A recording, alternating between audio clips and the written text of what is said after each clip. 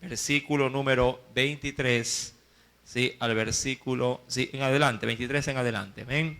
¿Lo tiene? Hasta el versículo 25 vamos a leer.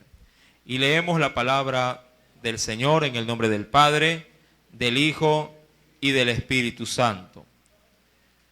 ¿Quién es el mentiroso sino el que niega que Jesús es el Cristo?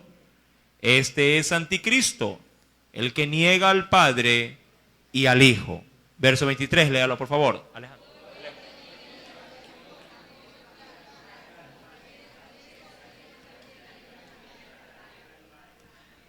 Lo que habéis oído desde el principio permanezca en vosotros. Si lo que habéis oído desde el principio permanece en vosotros, también vosotros permaneceréis en el Hijo y en el Padre. Verso 25 todos. Y esta es la promesa que Él nos hizo, la vida eterna. Amén. Hasta ahí la lectura de la palabra. Vamos por favor, sí, a orar, inclinemos nuestro rostro y sí, entremos en comunión con el Señor. Amado Dios y buen Padre Celestial, te agradecemos infinitamente por la oportunidad que tú nos otorgas en esta noche. Gracias porque ha sido por tu buena misericordia que me has permitido estar aquí en tu casa. Así al igual que tus hijos, Señor amado, han dispuesto su corazón para poder, Padre, asimilar el consejo de tu palabra. Señor, trata en esta noche con cada uno de tus pequeños que también en la parte alta se encuentran. Háblales también a ellos conforme a las necesidades, Señor amado, de sus pequeños corazones. Señor amado, ministra nuestras vidas y que sea tu gracia, sea, Señor amado, mi Dios, tu amor, el que pueda llenarlo y cubrirlo absolutamente todo. Gracias en el nombre de Cristo Jesús. Amén y amén. Amén. ¿Sí? Dice el Señor, primera de Juan capítulo número 2, versículo número 22. Recordando, mi querido hermano, el contexto del estudio del sábado anterior. Se venía hablando acerca del anticristo, sí, pero básicamente no de él, sino más bien de aquellos que de alguna manera, diríamos así, preparan el camino al anticristo, ¿sí? Aquellos que sabiendo, mi amado hermano, que conociendo la verdad, no la retienen, sino más bien, sí, que se manifiesta en ellos, diríamos, la traición, sí, a la fe, abandonan el cuerpo de Cristo y esto se constituye, o los constituye la palabra como anticristo. Recuerde que en estudios anteriores se decía, salieron de nosotros, pero no son de nosotros. Amén. Si muchos recuerdan ese precioso tema. Ahora, cuando vamos al verso 22, Juan continúa, diríamos, dando un aporte para poder establecer justamente este principio de poder reconocer quiénes son de Dios y quiénes no lo son. Claro, este pasaje bíblico del verso 22 va a ser alusión, diríamos, a lo macro, a lo grande, a lo que se podría entender como el primer y gran principio del cristianismo. ¿Cuál es ese? Reconocer dentro del cristianismo a Cristo como el autor mismo de la salvación. Le digo esto porque hay muchos que tienen, hablando de las sectas, tienen la etiqueta de cristianismo o de Cristo, pero cuando usted ya ahonda en la doctrina, nada tienen de Cristo. Un ejemplo vivo son los testigos de Jehová.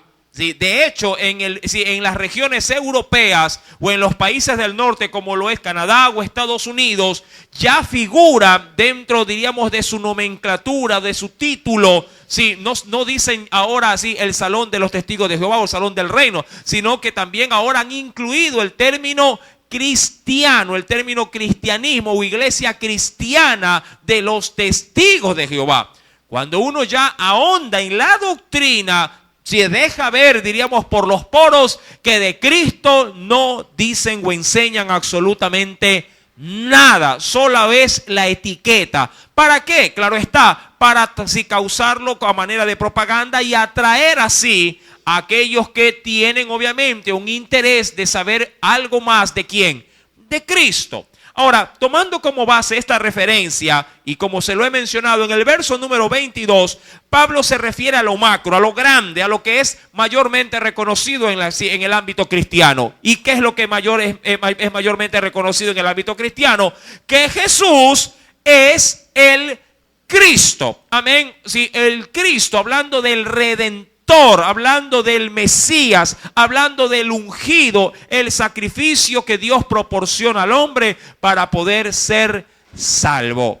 Yo quisiera, por favor, que me acompañase. Si venga con, de primera mano apunte, por favor, si en sí mismo el término, qué es lo que significa hablando acerca de el Cristo. Ahora, apunte, por favor, para aquellos que tienen papel, ¿sí?, y pluma. ¿Sí? Siempre es importante reconocer en medio, diríamos así, de nuestro estudio, los primeros, ¿sí?, diríamos, principios del cristianismo. Ahora, apunte, por favor. Déjeme un segundito, por favor. Sí, le ruego. Listo. Sí. Cristo sí, significa o es un sinónimo del término Mesías. Sí, Cristo, el término Cristo es un sinónimo del término Mesías, o lo que es igual, sí, la dignidad, sí, Jesucristo. Recuerde que Jesús es un nombre compuesto. Jesús y Cristo. Hablando de Mesías, hablamos de el ungido de Dios. Hablando ya de Mesías, hablamos de lo que es el ungido de Dios. Es decir, Dios sí separando a un ser para un propósito. En este caso, separando ¿a quién? A su propio Hijo para un propósito. Repito, sí, hablando en sí del término Cristo, es un sinónimo sí, del término Mesías, y es una dignidad dada o reconocida en un varón llamado Jesús. Jesús y unido a Cristo, y el término Mesías es ungido. Ahora bien, cuando vamos a la Escritura, versículo 22, se nos dice: ¿quién es el mentiroso sino el que niega que Jesús es qué cosa? De primer plano, es el Cristo, es el Mesías, el ungido de Dios. ¿Para qué? Para traer salvación a la humanidad.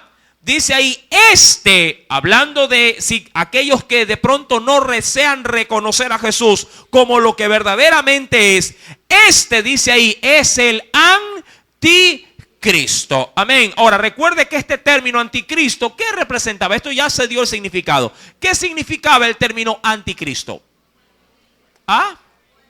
Es lo opuesto a Cristo, lo opuesto a Cristo, una antítesis de lo que es Cristo. Sí, lo opuesto. Podríamos utilizar un antónimo, recordando que los sinónimos tienen también palabras antónimas. Sí, un sinónimo es, por ejemplo, una palabra que se la podría considerar en representación de otra. Por ejemplo, la palabra amor tiene sinónimos. El querer, sí, es una palabra que se la puede asociar ¿con qué? Con el amor. Pero un antónimo es lo opuesto. Lo opuesto al amor, ¿qué podría ser? Odio, por ejemplo. ¿Sí? Lo opuesto, mi amado hermano, de pronto, al querer podría ser también, ¿qué otra palabra? Al querer. No, un antónimo, no un sinónimo. Lo opuesto a te quiero, ¿qué voy a hacer? Te odio. Odio es el término, como un antónimo del término querer. Ahora bien, entendamos pues que anticristo es como una especie de antónimo de lo que representa Cristo mismo. Ahora bien, en el versículo número 22, recuerde, Juan menciona que todo aquel que ha negado que Jesús es de primera mano, ¿qué cosa? El Cristo. Y mire que las sectas tienen sus propios fundadores y salvadores, son reconocidos como anticristo. ¿Por qué? Porque han negado ¿qué cosa? Y aquí esto es lo interesante. Cuando uno niega a Cristo, implícitamente dice que también se puede negar ¿a quién? Al Padre. Y yo creo, si me quiero tomar como referencia a los testigos de Jehová, y los nombro porque a la verdad son la secta que mayormente influyen, o por lo menos diríamos así, nosotros vemos, sí, en nuestro entorno social. Para ellos, por ejemplo, negar al Padre sería una blasfemia, ¿verdad? Porque el fundamento de doctrina de ellos es rotundamente ¿quién? El Padre. Pero lo que ellos no saben, o diríamos lo saben, pero lo ignoran, sí, porque no se les enseña así, es que al negar a Jesús, niegan la eficacia de ¿quién? Del Padre. Sí, y ahí es donde, mi amado hermano, en este caso, tal doctrina se hace una herejía. Se hace, sí, en este caso, una blasfemia.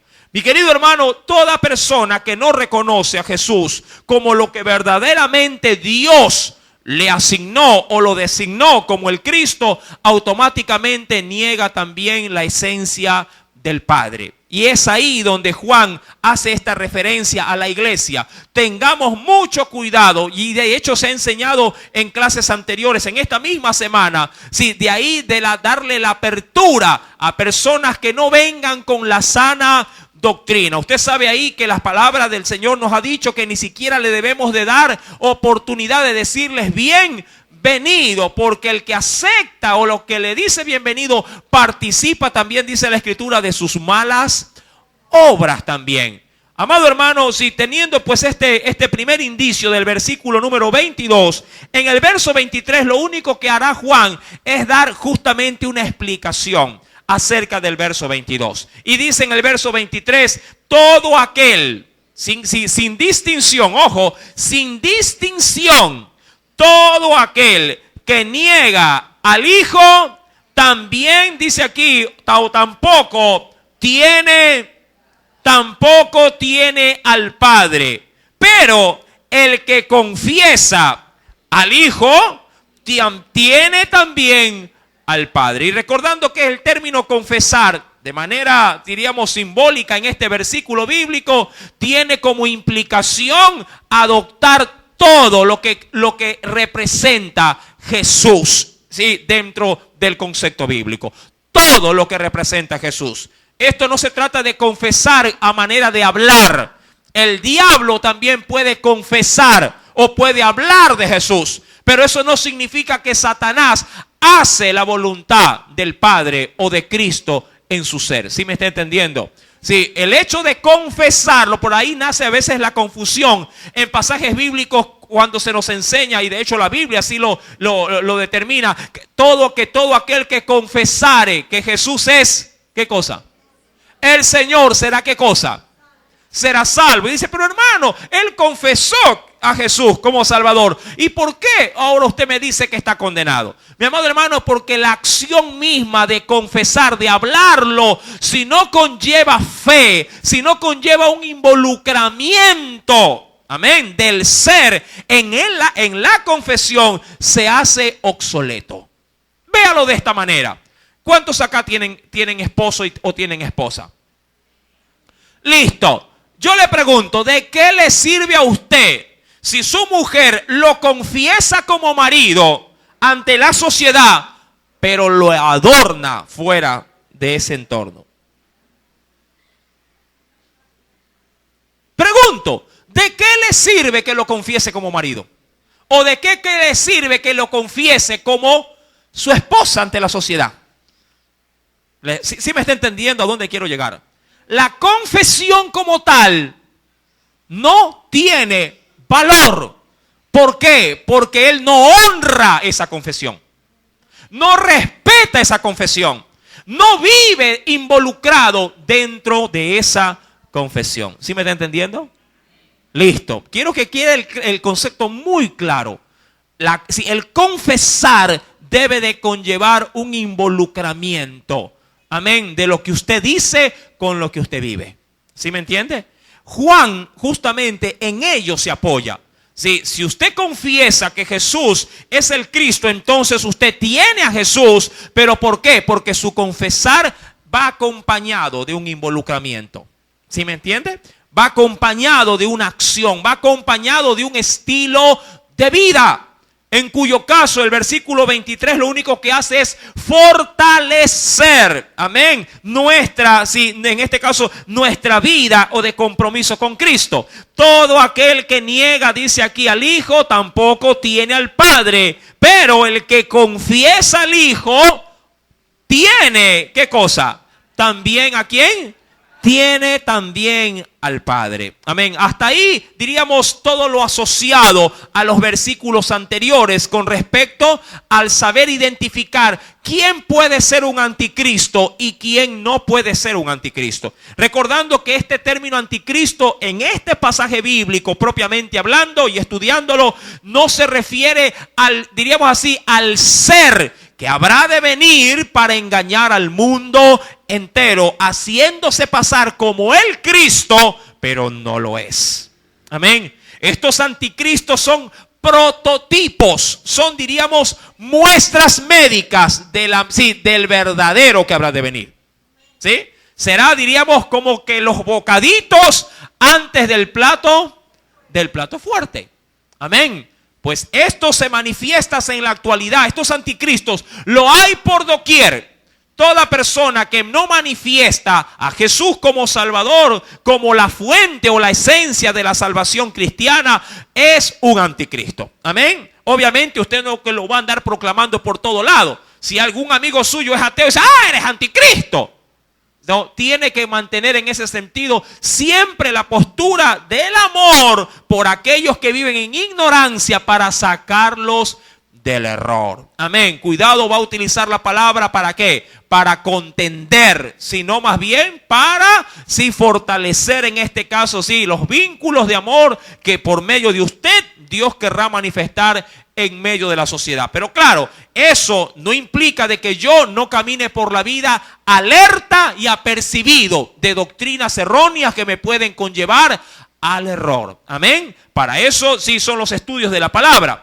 Ahora, hasta aquí hago la pregunta. ¿Tiene alguna duda refiriéndome a este tema?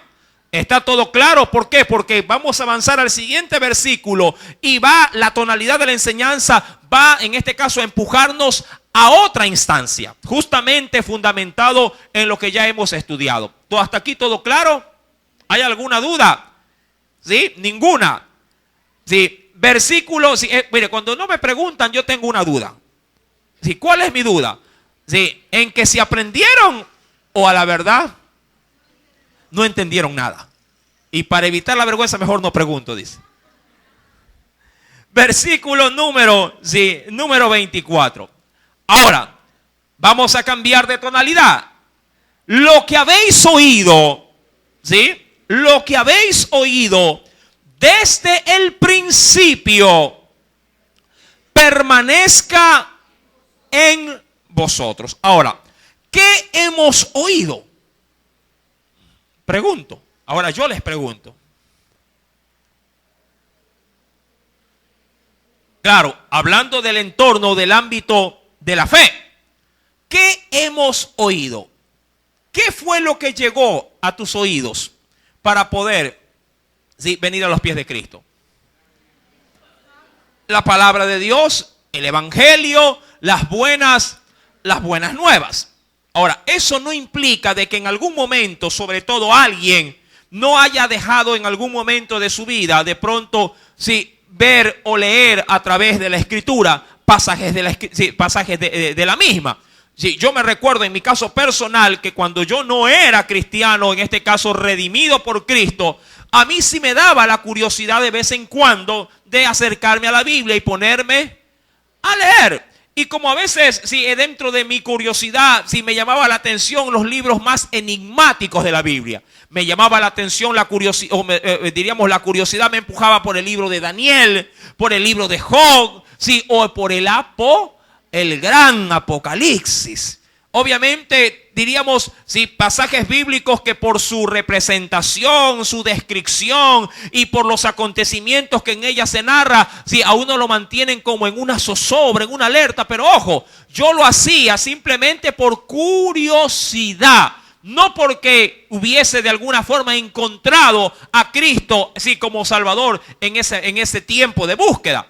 Pero el evangelio a la cual se refiere aquí Juan es el evangelio que ha hecho en mí el efecto mayor, sí, que puede hacer en cualquier hombre, sí, si así el Señor lo dispone. Haberme tocado y en ese sentido empujado mi vida para poder rendirla a los pies de ¿quién? De Cristo. Y es ahí, mi querido hermano, donde Juan hará un detalle, ya que ella nos hace saber lo siguiente: lo que habéis oído desde el principio, es decir, el evangelio de la salvación, ¿sí? Lo que habéis oído, la doctrina que habéis recibido desde el inicio, ¿qué dice el Señor? Permanezca en vosotros. Qué gran verdad bíblica. Mi amado hermano, nunca, ojo, nunca un cristiano puede olvidar, si diríamos así, el mensaje de apertura que recibió en su vida, o la base doctrinal que recibió en sus primeros, diríamos, años de vida cristiana. Eso marcará la diferencia, ¿sí?, entre un cristiano con fundamento o un cristiano sin fundamento. Nunca un cristiano puede olvidar la base, ¿sí?, que le ha dado a usted el crecimiento que ahora usted tiene. Yo sé, mi amado hermano, que a veces dentro de nuestro crecimiento uno puede siempre concentrarse, diríamos así, en una base todavía más sólida o un alimento más fuerte. Pero nunca se olvide, sí, del biberón que recibió. Nunca se olvide de aquellos que le tomaron la mano y le enseñaron ¿a qué? A caminar, a dar su primer y gran paso. Y es en eso que que Juan quiere dar énfasis. Estos principios básicos, mi querido hermano, se encuentran detallados en la carta a los Corintios. Acompáñeme por favor a la escritura y venga conmigo a la Biblia.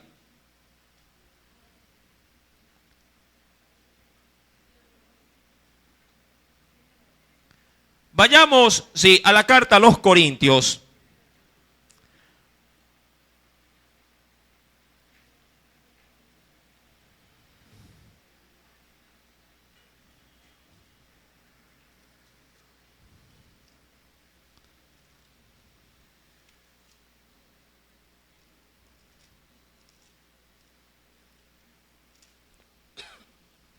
Perdón.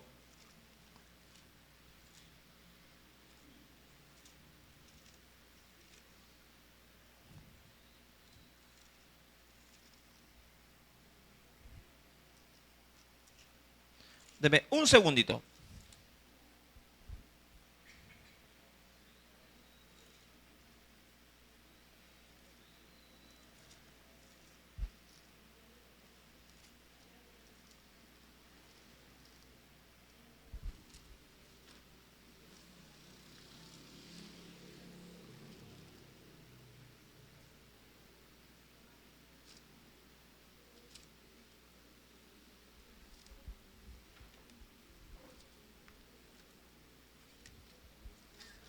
Tengo traspapelada la cita bíblica. Pero un segundito, por favor.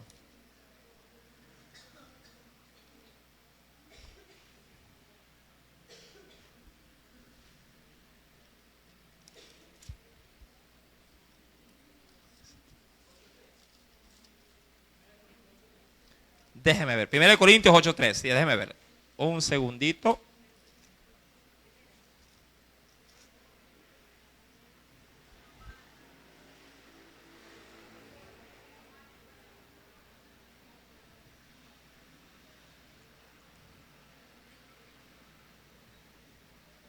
No.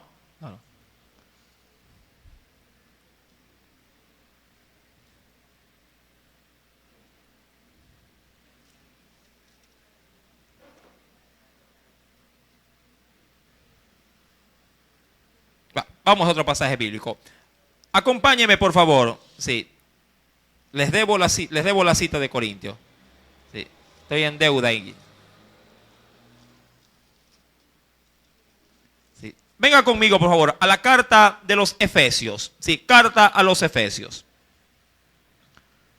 Sí. Sí, carta a los Efesios.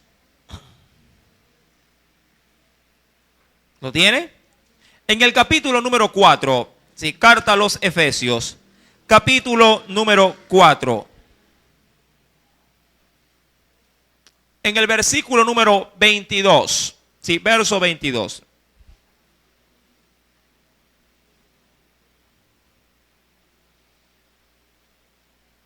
¿Ya lo tiene? Dice el Señor, en cuanto, y eso hablando del estado del hombre, sí, en sus dos facetas, sí, la vida antigua y la vida nueva que adquirimos en Cristo. En cuanto a la pasada manera de vivir, nos dice de primera mano el Señor, despojaos de ¿qué cosa? Despojaos del viejo hombre que está, o como estábamos antes de conocer al Señor, estaba ¿qué? Viciado conforme a los deseos engañosos. Y dice adicionalmente, ya para poder, diríamos, dejar a un lado esa forma de vida, y renovaos en el espíritu de ¿qué? De vuestra mente. Ahora, y aquí es donde viene la base doctrinal. ¿Cómo el hombre puede renovar su mente? ¿Cómo? Mi amado hermano, solamente a través del conocimiento de la doctrina o de la palabra del Señor. Ahora, el texto que obviamente estaba buscando en Corintios tiene la referencia, mi querido hermano, sí, de que el hombre, así como ha experimentado en Dios, sí, un alimento sólido, también experimentó un alimento líquido o leche espiritual. En cuyo caso, mi querido hermano, como base doctrinal, todo creyente, por ejemplo, en su base doctrinal, sabe o reconoce muy bien acerca de qué. Primeramente, del arrepentimiento. ¿Qué creyente de manera inicial nos, diríamos así, conoce en Dios lo que es el arrepentimiento y el recibir por medio de ese arrepentimiento perdón? ¿Para qué? Para sus pecados. ¿Qué creyente seguidamente del arrepentimiento también no conoce acerca de lo que es lo referente al bautismo, por ejemplo?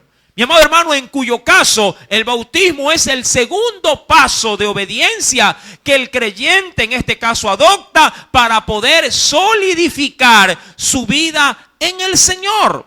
De tercera mano está el asunto, mi querido hermano, también del crecimiento por medio de la palabra o de la doctrina, en este caso de los mandamientos más básicos o elementales, como lo es la escritura, la oración y el congregarse. Sí, más allá también de del poder compartir el evangelio. Mi querido hermano, si estos fundamentos, diríamos, tan elementales en la vida cristiana, Juan lo hace saber en su carta, que no nos olvidemos de estos. Recuerda lo que dice el Señor en Juan capítulo 2, sí, que es el texto que estamos estudiando, versículo sí, número 24. Lo que habéis oído desde el principio, ¿qué demanda el Señor para nosotros? Que esto permanezca. No puedes, mi amado hermano, arrancar esto de tu vida. Esto debe de ser base, sí, para tu vida espiritual. Primera. Perdón, Hebreos 5, por eso que no lo encontraba en Corintios. Gracias. Sí, vamos por favor a Hebreos capítulo 5. Sí, y gracias por por la reseña. En Hebreos capítulo número 5, muchísimas gracias, hermana. ¿Sí? ¿Lo tiene? Hebreos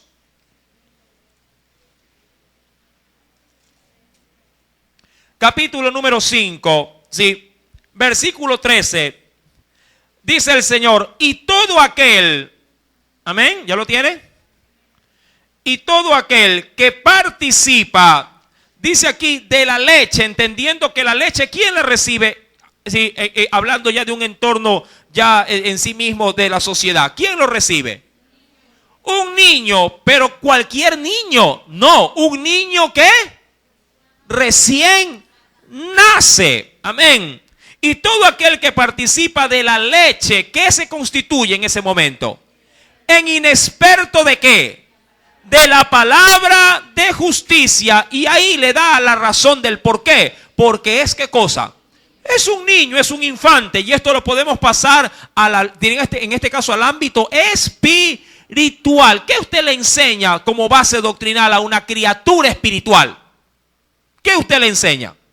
¿O qué usted le puede enseñar porque todavía no le puede llegar a qué cosa? A entender. Yo entiendo que un cristiano nuevo puede pedir o puede solicitar mucha información, pero uno tiene que decirle, hermano, sí, en su tiempo yo le voy a hablar de aquello. En su tiempo usted va a comenzar a qué cosa? A entender, sí, las bases del cristianismo, pero vamos paso a paso. Sí, yo entiendo que hay un cristiano en su desesperación por querer saber de Dios dirá, hermano, ¿y qué es eso del rapto? Explíqueme lo que es el rapto. ¿Y qué es eso del anticristo? Explíqueme del anticristo. Y así, mi amado hermano, lo bombardeará de muchas interrogantes. Pero su preocupación como cristiano maduro para con el niño espiritual es que el primero tenga, ¿qué cosa? Bien cimentado el fundamento de la salvación, ¿verdad? Es lo primero. Y de hecho, cuando alguien estudia la Biblia en centros o en seminarios, primero le dan las bases doctrinales. ¿Sí? No me dejarán mentir que qué es lo que le enseñan. ¿Cuántos están estudiando acá? ¿O están pasando por el seminario? ¿Cuáles fueron las primeras, en este caso, materias que les enseñaron en primer año? Orientación cristiana. Y en cuanto a doctrinas, ¿qué les enseñaron? ¿Doctrina de qué? De doctrina de Dios, doctrina de Jesucristo. Hablando de Dios, habla de doctrina del Espíritu Santo, sí, de Jesucristo, doctrina de la salvación. ¿Sí? Mi amado hermano, muchas y otras más que son materias básicas o elementales. ¿Para qué? Para establecer en la vida cristiana un fundamento. Y dice el texto bíblico más adelante, verso número 14, pero el alimento sólido es para los que han alcanzado ¿qué? Madurez, para los que por el uso, es decir, por la práctica, tienen los sentidos ejercitados en el discernimiento ¿de qué? Del bien y del mal. Y eso se lo adquiere con el caminar, sí, cristiano. Cuando vamos pues a la primera carta del apóstol Juan, capítulo número 2, recuérdelo, versículo número 24, lo que habéis oído desde el principio permanezca, dice ahí, en vosotros. Si lo que habéis oído desde el principio permanece en vosotros, también vosotros, ¿qué dirá? Permaneceréis en el Hijo y consecuentemente ¿en quién también? Y permaneceréis, sí, en el Padre. Sí, ven conmigo por favor al Evangelio según San Juan. Sí, en el Evangelio según San Juan. Lo tiene, capítulo número 15.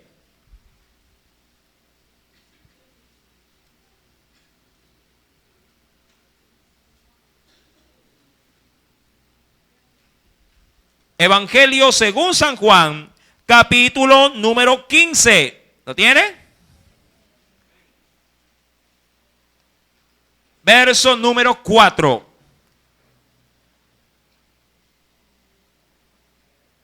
Verso número 4. Dice el Señor, ¿ya lo encontró? Permaneced. Ahora, entendiendo que este verbo, sí, primeramente está en imperativo, es decir, está en una acción presente. Amén. Permanecer. Esto implica de que mi vida debe de estar constantemente, sí, diríamos así, siendo ejercitada en Él. Hay quienes se gozan diciendo, hermano, yo antes hacía en el Señor grandes cosas. Sí, y ahora no. ¿Sí? El Señor nos confronta y nos dice, un ratito, esto no es que si lo hiciste, sino que lo estés haciendo. Amén. Permaneced en mí y, ¿qué dice ahí? Y yo en vosotros. Ahora, qué cosa tan curiosa en este pasaje bíblico. Mi labor es que yo permanezca en Él, ¿verdad? Es mi esfuerzo o mi objetivo. Pero también de parte del Señor, Él hará lo suyo. ¿Cuál es su parte? Que Él va a estar ¿en qué? En nosotros. Amén. Es decir, que mi búsqueda tiene una reacción de parte de Dios. Usted ha conocido el término o la expresión, toda causa tiene un efecto, ¿verdad? Mi búsqueda genera para con Dios también su accionar a la hora de yo buscarlo. Yo lo busco, diríamos así, y Él me sale al encuentro. Amén. Yo le pido y Él me lo otorga. ¿Me explico? Si yo lo invito, Jesús no se va a quedar haciéndome esperar. Mi querido hermano, el Señor ha dicho, sí, verso número 4, permanezcan en mí. ¿Y qué va a hacer Él? Yo también en vosotros. Versículo número 4. Y da una analogía o lo que vendría a ser un ejemplo. Sí, como el pámpano no puede llevar fruto por sí mismo si no permanece en ¿dónde? En la vid. Y mira que está tomando como referencia un arbusto que produce ¿qué cosa? ¿Qué fruto? La uva, ¿verdad? Imaginémonos que, si cuántos conocen, bueno, en un término un poquito más, sí, más cercano a nosotros. ¿Conoce usted la guava? Sí. La guava como tal, el árbol en sí mismo, tiene, sí, en sus ramas, sí, una especie de ¿qué? Diríamos como de vaina o un estuche, ¿verdad? Entienda que el estuche es el pámpano. El estuche contiene el fruto. Amén.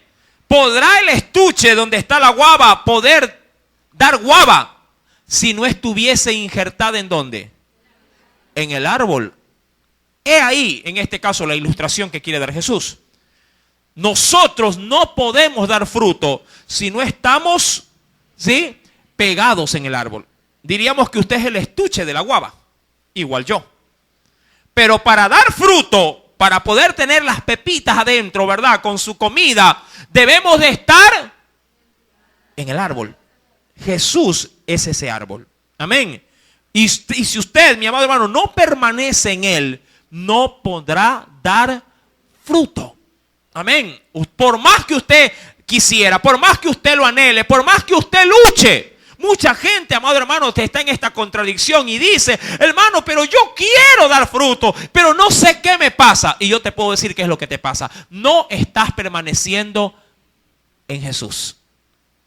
Debes permanecer en Jesús. Debes de seguir orando. Debes de seguir pegado a la fuente, a su palabra, en la búsqueda propiamente diaria para tú poder fortalecerte. Si tú no buscas de Él, frutos nunca vas a ver. Hermano, no sé cómo cambiar mi carácter. Anda a la fuente que Él te dirá y amado hermano, te transformará para que tu carácter cambie. Pegado a Él. ¿Por qué crees que Jesús dijo, sin mí nada podéis hacer? Ese es el problema de mucha gente cristiana que quiere ver transformaciones y cambios en su vida, pero no, a la larga no lo termina haciendo. ¿Por qué? Porque lo hace en sus propias fuerzas. Lo quiere hacer en su propio modo y así no funciona esta fórmula. ¿Sí? En Jesús podemos ver los resultados. Como el pámpano no puede llevar fruto por sí mismo si no permanece en la vid, así tampoco vosotros si no permaneceréis, ¿sí?, en mí. Versículo 5. Yo soy la vid, vosotros los pámpanos. El que permanece en mí y yo en él, este lleva mucho fruto, porque separados de mí, nada podéis, dice aquí, hacer. Y la pregunta clave, dicen por ahí la pregunta del millón, ¿y cómo se hace eso? ¿Lo sabemos hoy o lo sabremos la otra semana? Hoy, claro que hoy. No podemos dejar algo tan importante, sí, dentro, sí, del estudio. ¿Cómo permanecer? Porque no pierda, Juan, por favor, no lo pierda y retome, sí, la carta del apóstol. No pierda, Juan, ojo, y retome Primera de Juan, capítulo 2, verso número 24. Lo que habéis oído desde el principio, eso ya lo hemos analizado, sí, permanezca en vosotros. Si lo que habéis oído desde el principio permanece en vosotros, también vosotros permaneceréis en el Hijo y en el Padre. Ahora, la pregunta tiene una respuesta. ¿Cómo se permanece en Jesús? Juan capítulo 15, versículo número 6 en adelante. Y la respuesta está de hecho en el verso 7, pero voy a leer desde el verso 6. ¿Ya lo encontró? ¿Sí? ¿No lo perdió? El que en mí, primero Jesús da la advertencia, el que en mí no permanece será echado fuera como pámpano o como un arbusto, ¿sí? Y se echa, dice ahí, y se secará, y los que recogen lo echan ¿en dónde? En este caso a la rama seca. ¿Dónde usted la termina echando? En el fuego, y arden, es decir, y son consumidos. Verso 7, y la respuesta está ahí. Si permanecéis en mí, y mis palabras permanecen en vosotros, ahí está la clave. ¿Cómo se puede permanecer en el Señor? ¿Cómo? Cuando su palabra permanece en ti. Ojo, permanece, y esto tiene una gran implicación. Tú no puedes decir, hermano, la palabra de Dios permanece en mí, porque me sé de memoria el versículo bíblico. Un loro también puede repetir un versículo bíblico, y no significa que el loro sea cristiano. ¿Verdad?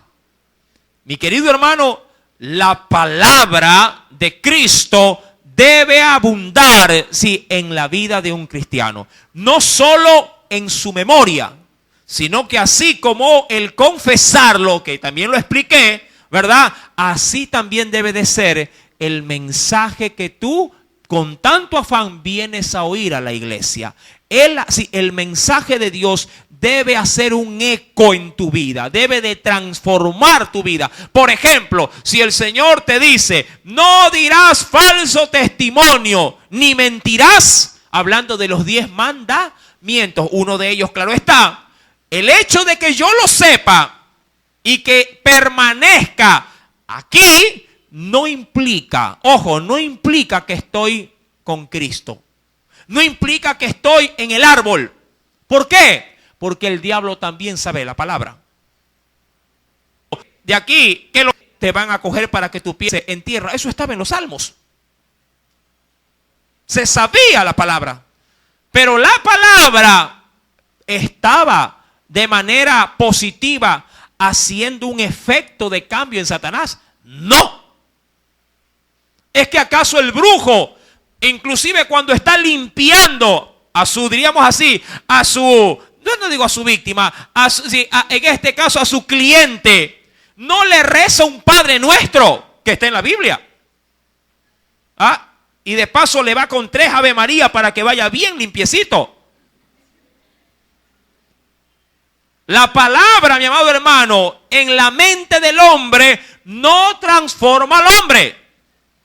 La palabra implantada en el corazón y esta, o siendo obedecida, causa, mi amado hermano, la permanencia de Jesús en el hombre. No con la mente, sino con el corazón. Y cuando hablo del corazón, no hablo del músculo, hablo de tu alma. Hablo de todo lo que tú eres, tu ser, cuerpo, alma y espíritu, la totalidad de tu vida. Amén. Es ahí, mi amado hermano, donde el Señor nos da la clave, la llave para poder permanecer. Y mira que la demanda de Juan para la iglesia fue sí, que permaneciesen en esa verdad.